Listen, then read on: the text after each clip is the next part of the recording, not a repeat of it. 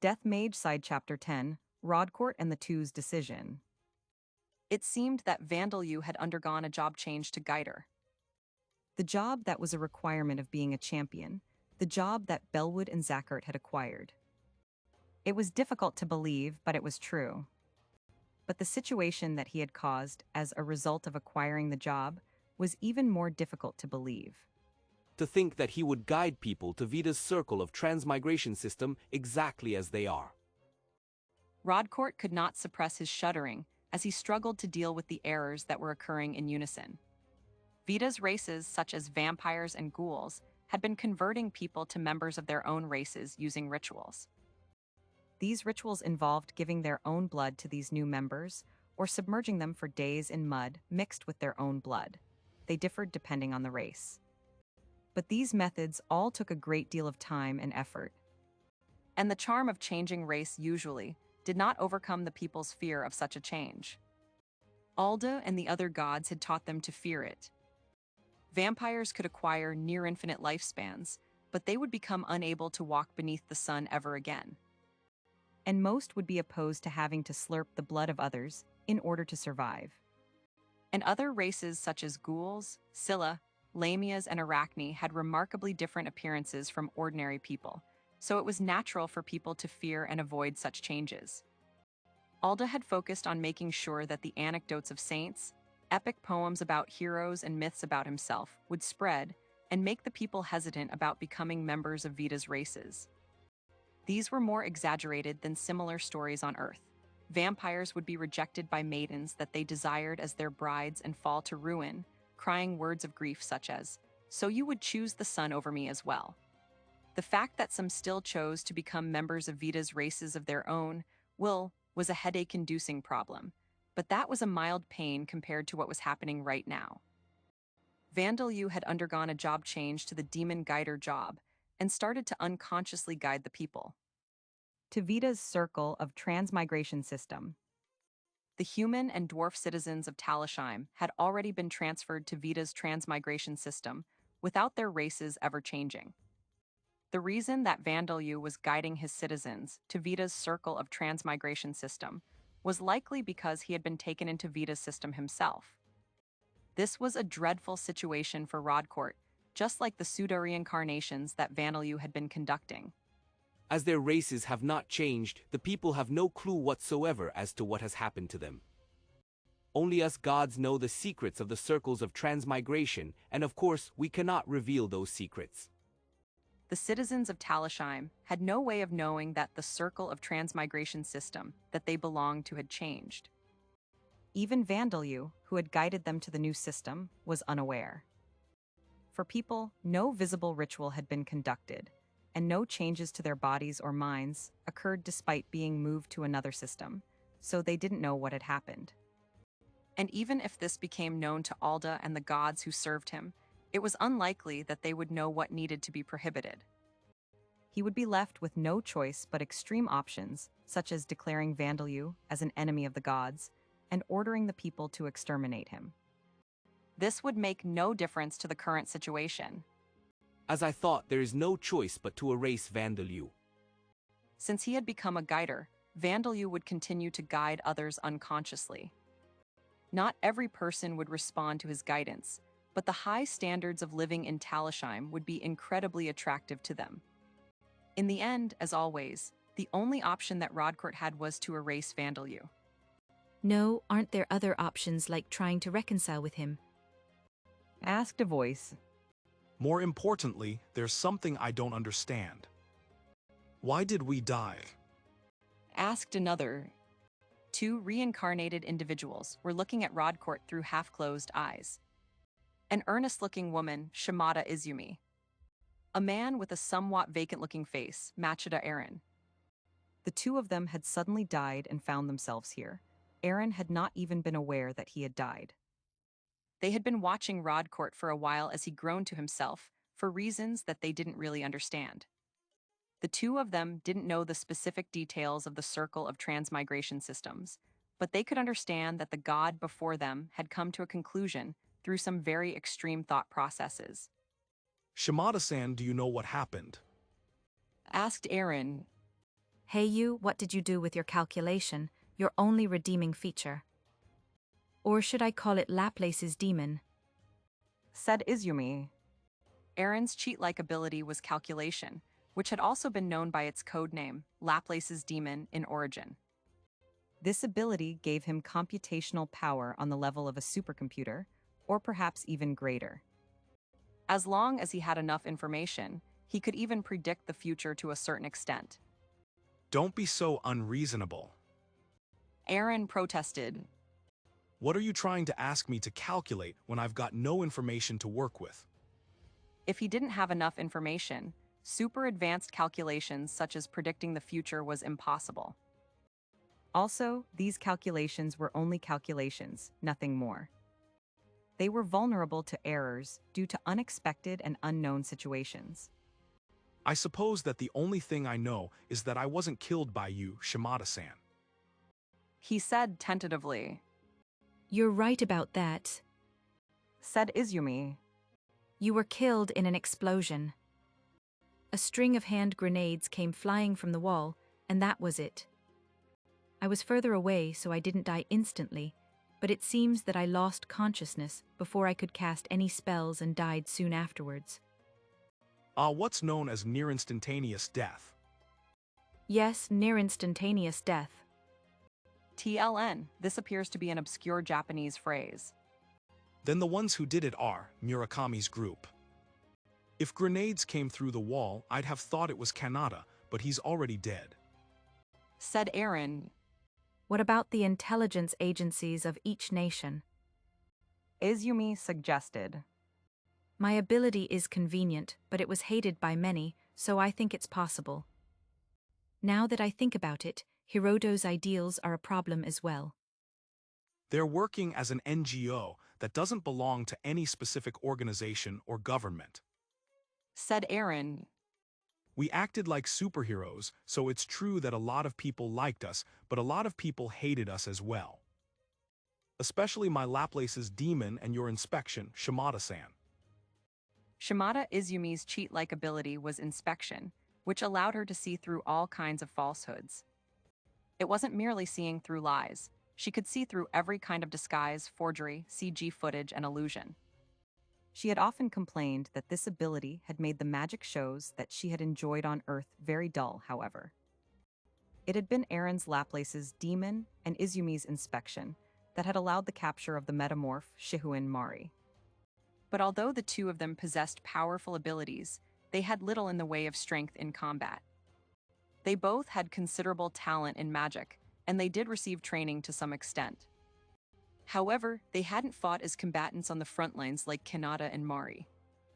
That was why the two of them were never sent to dangerous places, being left to process information behind the scenes for the Bravers, but it seemed that they had been targeted for this. But considering the method and timing, there isn't anyone among Murakami's group who has a similar ability to Kanata, is there? Said Aaron. Probably not. Said Izumi.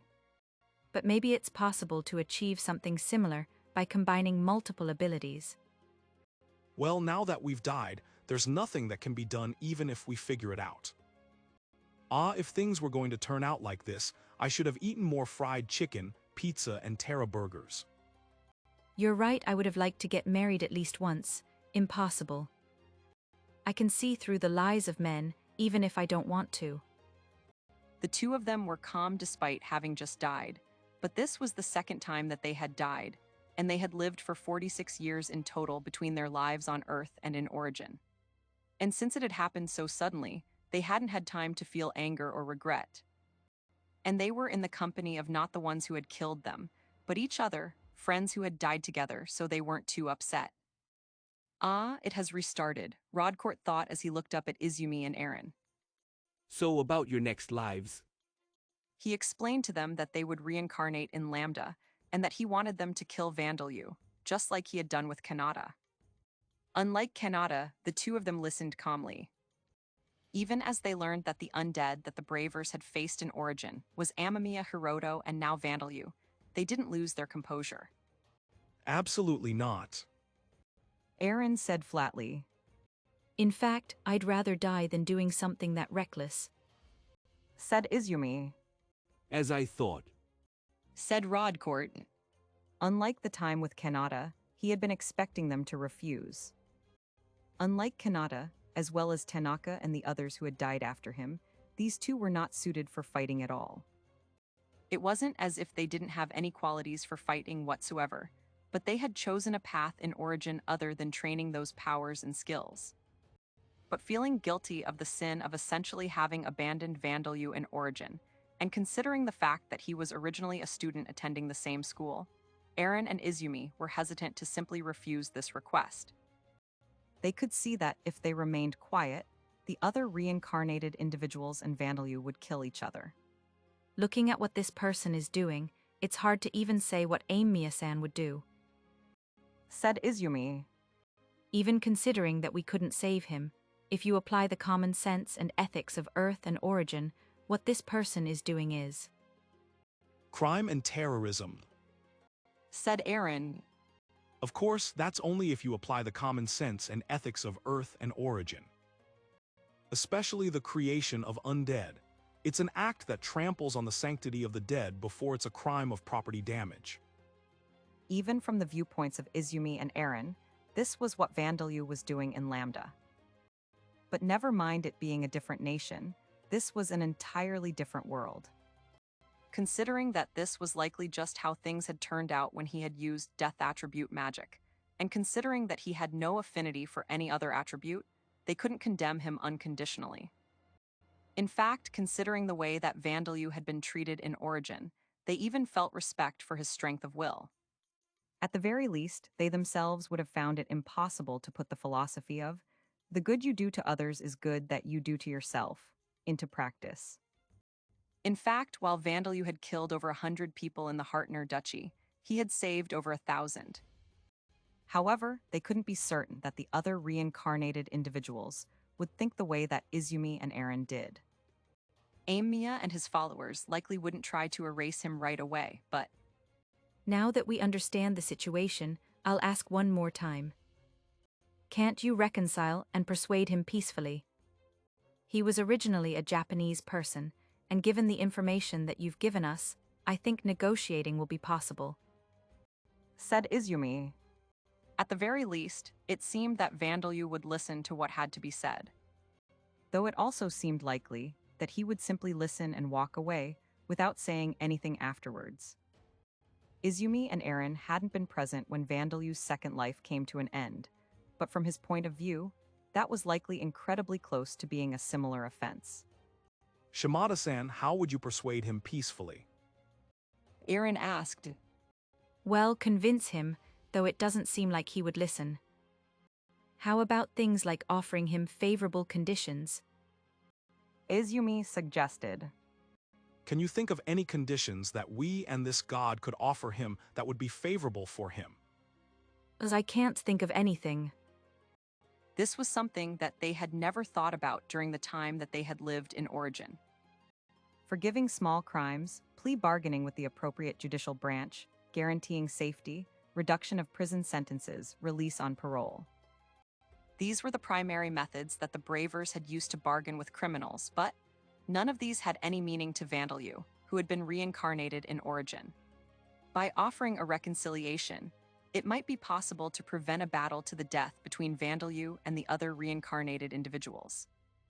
But it was unlikely that he would be able to stop creating undead. The scales would be too unbalanced away from his favor. Also, neither Izumi nor Aaron had any connections or organizations now. Once they reincarnated in Lambda, they would just be individuals with special abilities. Even if they were born into the royal family of a great nation or the family of a merchant with an enormous fortune, it would still take nearly 2 decades for them to rise to positions where they would have any political influence to speak of. It was difficult to imagine that anything they could offer would be of any significance to Vandalyu. The only thing that I can think of is information about the other reincarnated individuals, but giving that to him would be protecting ourselves rather than reconciling. Said Aaron. You're right. Then what else? Normally it would be money, a social position, honor, or women. Is there anything else? Though its population was small, Vandalyu was already the ruler of his own nation. His citizens gave him their absolute support, and he was served by countless members of the opposite sex. Was there anything that could be offered that would convince him peacefully and allow a reconciliation between him and Rodcorte? It's impossible. Izumi concluded. You're right. Aaron agreed. Even if we told him that we would serve him with our powers, it seems like he would just tell us, "It's troublesome, so I don't need you." Yes, considering that's how he is. The biggest problem for a peaceful persuasion and reconciliation was Vandalyu's emotions towards the reincarnated individuals. If they were compulsive emotions like hatred and a desire to kill, the two of them would still have some hope. According to Rodcorte's information, Vandalyu was rational, or he was at least trying to be. That was why Izumi and Aaron, who hadn't directly caused Vandalyu any harm, might have been able to negotiate with Vandalyu, depending on how they approached him. But the emotions that Vandalyu felt towards the reincarnated individuals were unhappiness and disgust. They were simply troublesome, and it was tedious for Vandalyu to even become involved with them. They were bothersome and an eyesore, so he didn't want to see them or have anything to do with them. Considering how he had treated Kanata, this was how he felt.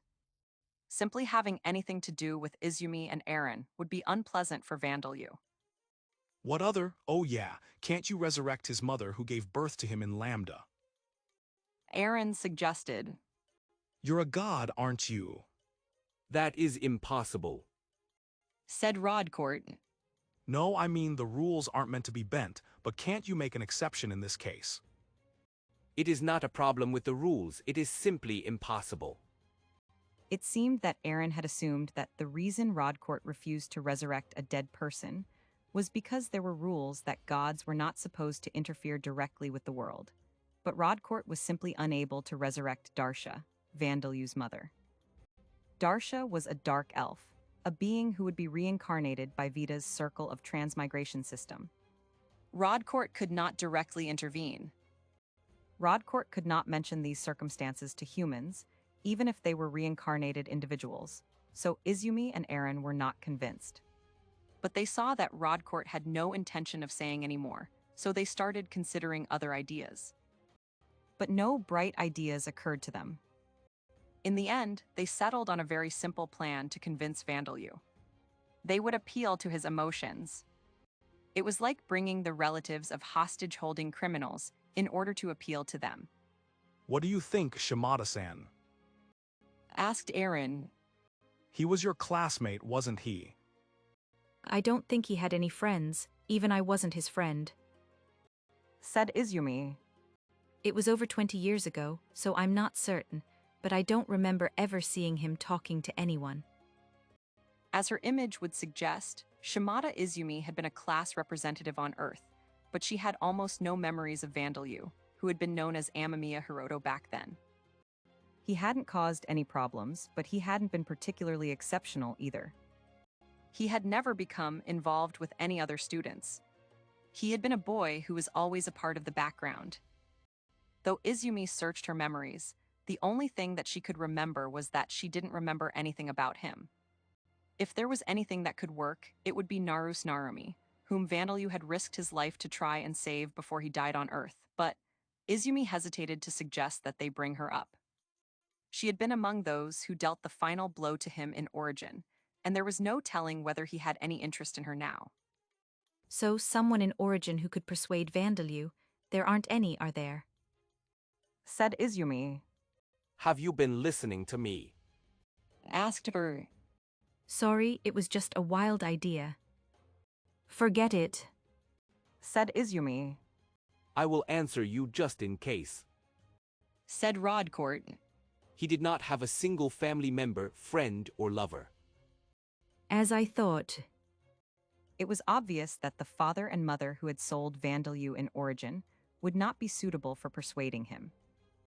There were those involved in the research laboratory, but Vandeleu had killed as many of them as possible after being killed and becoming an undead himself. The only ones left are the members of the 8th Guidance, but they're hostile towards us. Said Aaron.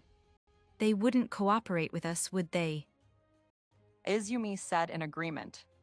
The leader of the 8th Guidance, the girl who had been rescued by the undead Amamiya Hiroto, was a self-proclaimed priestess of death who called herself Pluto.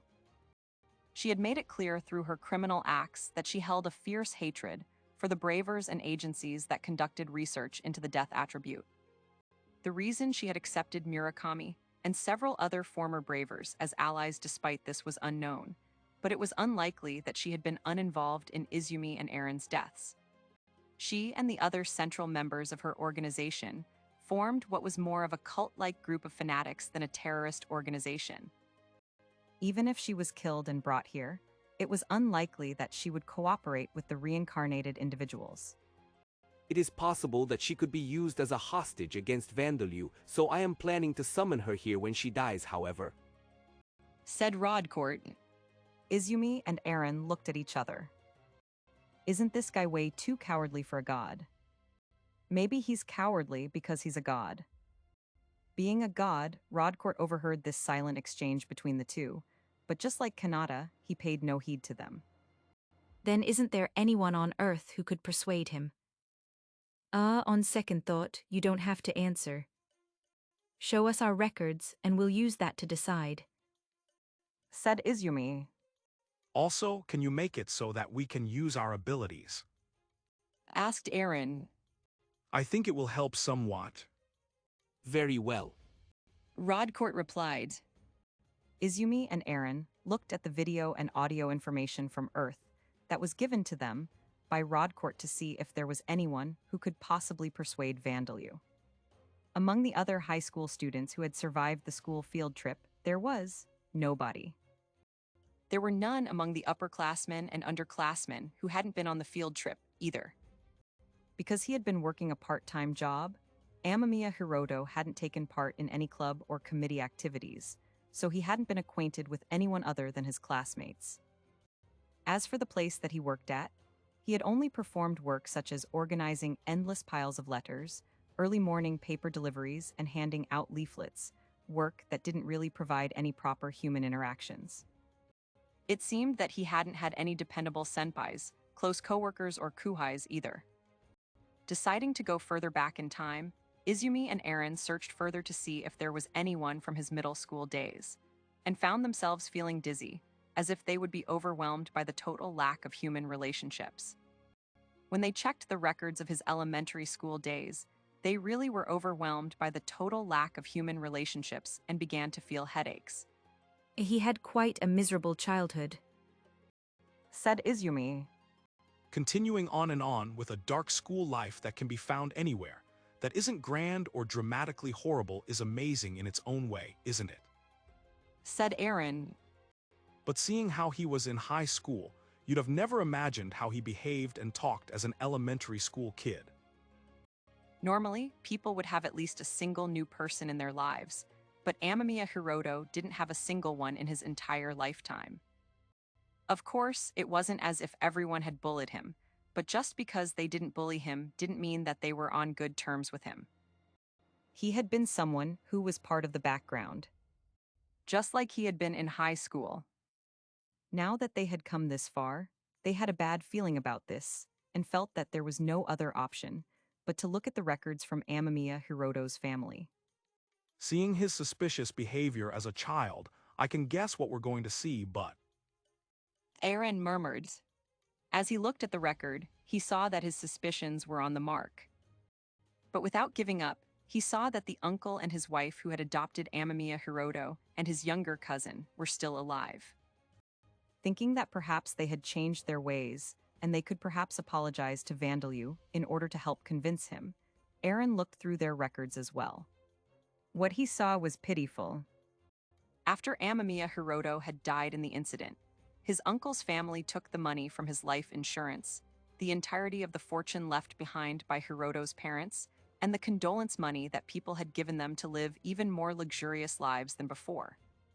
However, starting with this money, their business failed. The project that they started to try and recoup these losses also failed. This process repeated itself several times, and in the end, they gradually lost their fortune. Once their financial situation worsened, the uncle and his wife began to abuse their own son. They were unable to maintain their sanity now that Amamiya Hiroto, their punching bag, was gone. They had still managed while they were still wealthy, but now that they were at the end of their rope, they needed a target to take out their stress on. As Amamiya Hiroto was dead, their son had been chosen as their new punching bag.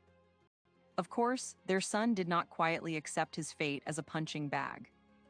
Unlike Amamiya Hiroto, who had been treated as such since childhood, he was already a university student by the time this had happened. He left the house and distanced himself from his parents. And so the family separated. Now that his outlet for stress was gone, the uncle began harassing his subordinates horribly at his company, and him being sued for this was the final straw. Now that they had lost their entire fortune, he and his wife divorced. After that, the uncle became homeless. His ex-wife managed to live on welfare for a while, but was then arrested for theft. After that, she went in and out of prison for theft and other petty crimes. Ironically, their son got the live-in job that Amamiya Hiroto would likely have taken after graduating high school, barely managing to earn enough to sustain himself. But he never worked seriously, so he was still doing subordinate work. It was likely that a few years after the uncle turned cold on some unknown roadside, it would be his son's turn to live on the streets. The only thing that they had in common was that they both whispered to themselves, "I want to go back in time." They wanted to go back to after Amamiya Hiroto had died, and they were able to spend their large sums of money as they pleased. Seeing these records, Izumi and Aaron were at their wits' end. Even if we had them meet Vandalyu after they died, it doesn't seem likely that they would sincerely apologize to him, said Izumi. They might apologize insincerely since he's a powerful person now, said Aaron. In any case, it didn't seem like they would be useful to persuade Vandalyu. But considering how miserable he was, I admire him for not being in despair and hanging himself before dying on the ferry, said Aaron. He was surprisingly positive and forward-thinking. So it seems, said Izumi. But it's strange that he became so popular as soon as his third life began. It's not as if he suddenly learned communication skills. If he could do that, he would have made at least one friend on Earth. The truth was that the circumstances seen in the records of Vandalyu's past on Earth and the circumstances in Lambda were completely different. Vandalyu had been surrounded by people who were his enemies and people who were not his enemies. In Lambda, he had many enemies, but he also had many allies. It was hard to imagine that they were simply after Vandalyu's power, either. Aaron responded to Izumi's doubts. It's probably the effect of that death attribute charm skill. He said, From what we've seen in the records, the way he treats people hasn't changed much from when he was on Earth. It seems that he's still not good at getting closer to others on his own, either. But I think he had a similar ability in Origin as well. That would explain why the 8th Guidance are so fanatical. I see, it's no wonder he's loved by the undead, said Izumi. They had come to a conclusion as to why Vandalyu had such rich human relations in Lambda, but the situation that they were in had not changed at all. I'll ask just in case. Isn't there any way we can have his real parents from Earth persuade him?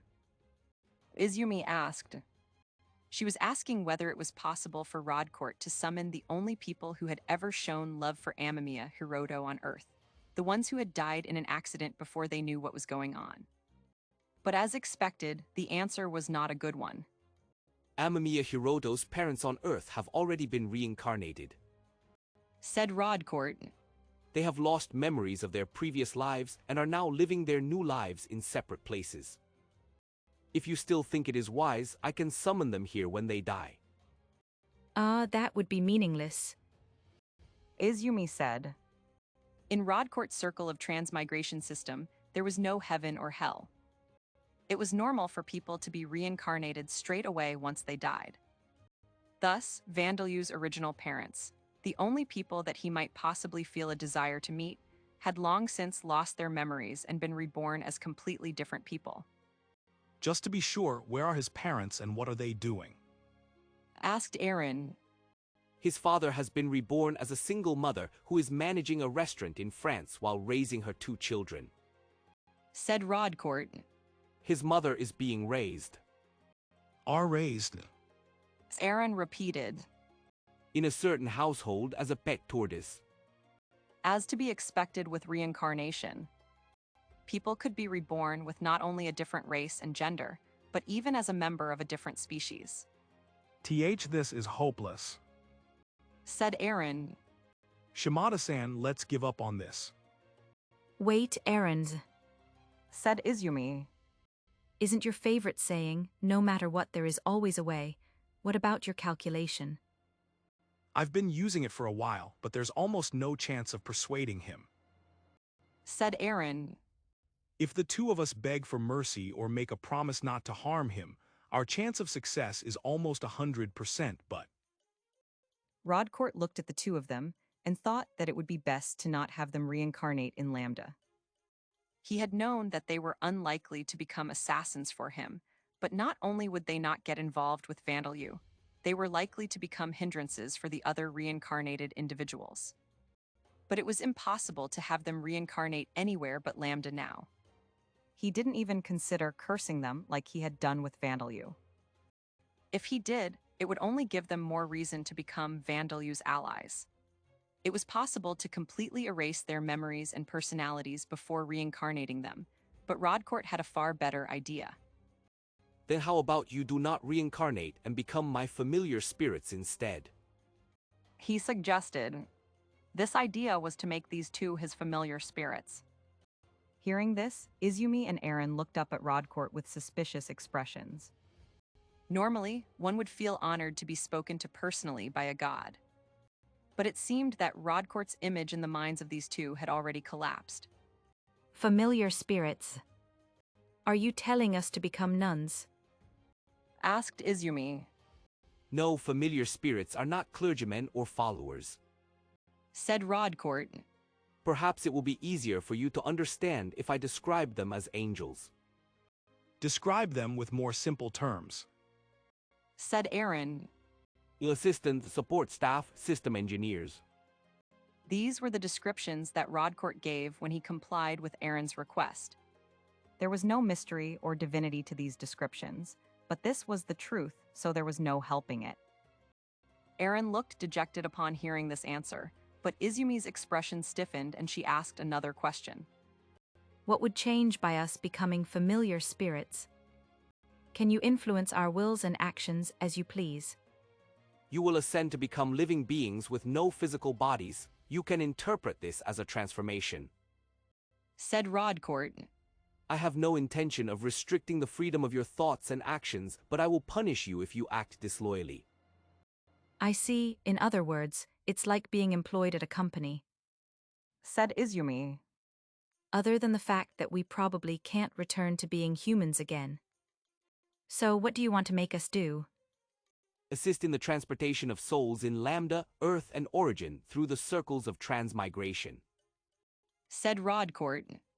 Rodcorte was trying to turn Shimada Izumi and Machida Aaron into his familiar spirits and have them support his circle of transmigration system. With this, they would never become involved with anyone whose soul didn't return to the circle of transmigration, let alone Vandalu. Even if they were on Vandalu's side in their minds, they wouldn't be able to do anything for him. In fact, they would not be performing any hostile acts that would cause Vandalu harm, so Rodcorte thought that it would be easier for them to agree to this. And it was also true that Rodcorte had been wanting support personnel to help him deal with the errors that Vandalu had been causing. Izumi and Aaron looked at each other and discussed this, but it seemed that they had come to a conclusion very quickly. All right, Said Izumi. It's out of character for me to be an angel, but I want to see Murakami and the others' faces when they come here too. Said Aaron. The two of them agreed to become Rodcorte's familiar spirits. As long as immortality did not exist, their fellow bravers would come to this place once they died in Origin. Other than being able to warn them not to do anything reckless, they believed that this was for both Earth and Origin's sakes. It seemed that Rodcourt felt no sense of danger, but if he continued to aim for Vandalu's life, it was certain that one of them would eventually die or end up in a state very close to death. But Rodcourt governed the circles of transmigration in not only Lambda, but Izumi and Aaron's homeworld of Earth and Origin as well. These could not be allowed to stop. They had to make sure that the circles of transmigration in Earth and Origin would continue functioning even if something happened to Rodcourt. That was what the two of them had decided to do.